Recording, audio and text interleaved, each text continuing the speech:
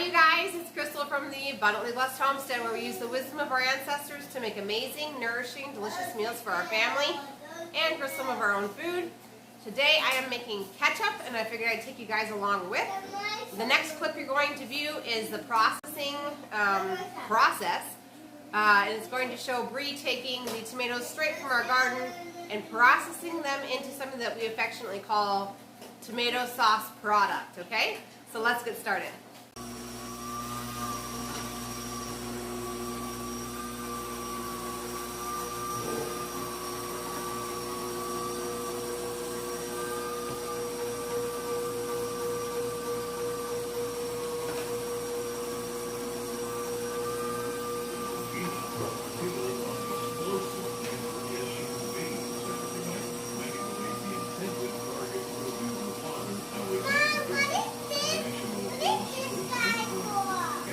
It's making sauce.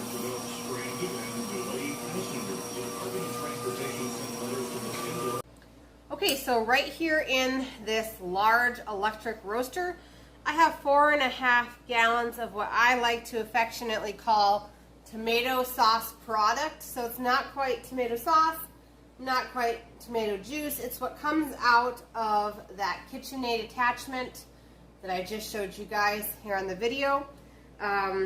Basically, this needs to be cooked down and reduced almost by half.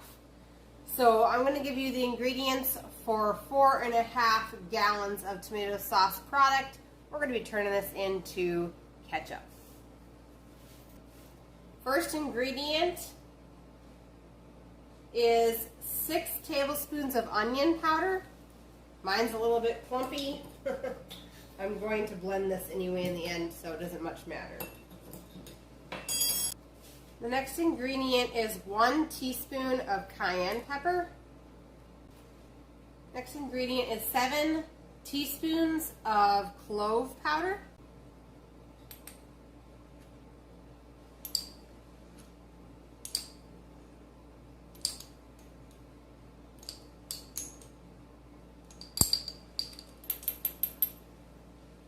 Okay, so 7 teaspoons of ground clove powder.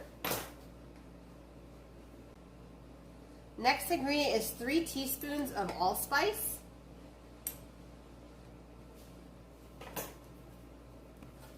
Next ingredient is 3 cups of white vinegar. Then 3 cups of apple cider vinegar.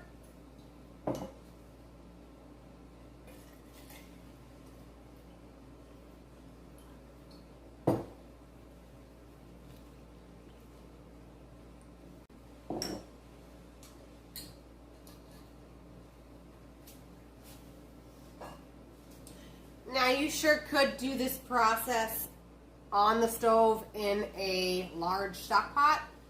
This is a lot of tomato sauce product to do on the stove, which is why I have it here inside my roaster.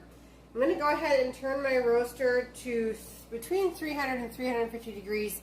Put the lid on this. I'm going to stir this, come back, kind of check on it every few hours.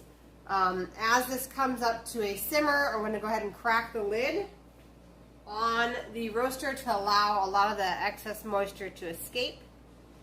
And I'll bring you guys back when it is looking good here, when it's reducing quite a bit. I also want to mention that I am using all sauce tomatoes. These are all Roma tomatoes from my garden. If you use a slicing tomato, you're going to end up with much less ketchup in the end.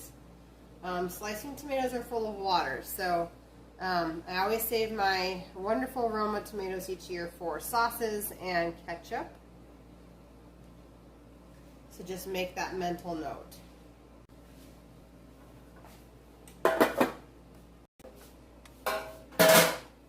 Okay, so this has cooked down quite a bit. I don't know if you guys can see, but it's definitely dropped about 1 inch into this roaster.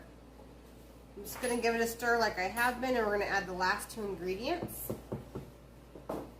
First ingredient is 2 cups of raw cane sugar. This is organic raw cane sugar.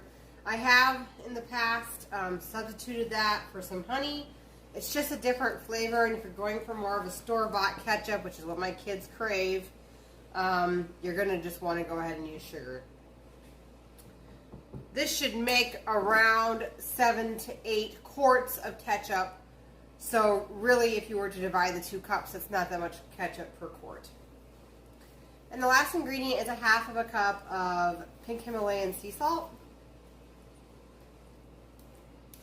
And like I said, this is just going to keep on cooking down. And I'm going to put the lid back on, and we're going to just crack that lid so that the steam and the vapors can escape along with the liquid. And we'll come back in a few hours. So I went ahead and moved all of the ketchup from the large roasting pot into a pot on the stove because it finally fits. It's almost done. You're going to see some of these bubbles as they come to the surface. They're kind of shooting into the air. So this is almost thick enough. Oop, there went one right there. This is almost thick enough to go ahead and shut off and can up. Okay, so it is finished. It is nice and thick. It's going to thicken even more as it sits. I have turned off the heat. It's just still sitting on the burner, so it's still bubbling away. But this is ready to go ahead and put into my jars and then either process in a water bath canner or in a pressure canner. The water bath times for this specific ketchup recipe is, if you're between 0 and 1,000 feet, it's 15 minutes in a water bath canner, or 20 minutes if you are between 1,000 and 6,000 feet elevation. And then you'll have to look up your own processing times and wait for a pressure canning scenario. But I'm going to go ahead and load these into my jars. Okay, well, that's all there is to making ketchup. If you guys like this video, please give it a thumbs up. Helps me out with my algorithm and lets more people discover our channel and how to make nutrient-dense, nourishing meals for their family.